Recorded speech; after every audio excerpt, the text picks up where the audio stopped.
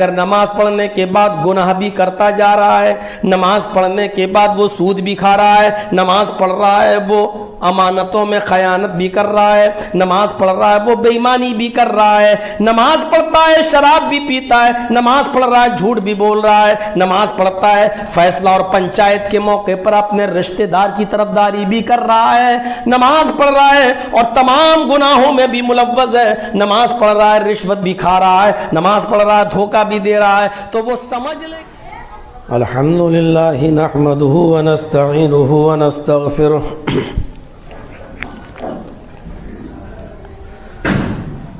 ونعوذ باللہ من شرور انفسنا ومن سیئات اعمالنا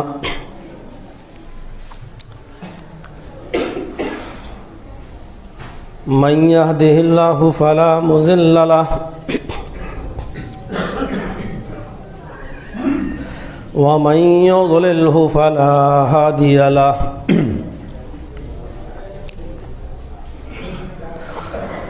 وأشهد أن لا إله إلا الله وحده لا شريك له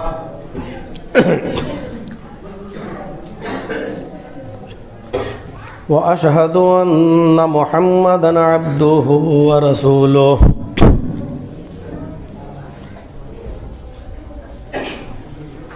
أما بعد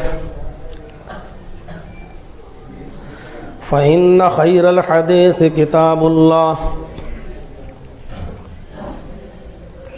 وخير الهدي هدي محمد صلى الله عليه وسلم وشر الأمور محدثاتها وكل محدثة بدعة وكل بدعة ضلالة وكل ضلالة في النار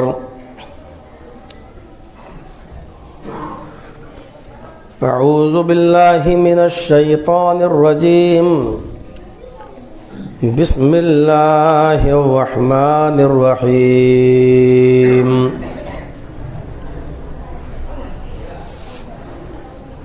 اتل ما أوحي إليك من الكتاب وأقم الصلاة إن الصلاة تنهى عن الفحشاء والمنكر ولذكر الله أكبر والله يعلم ما تصنعون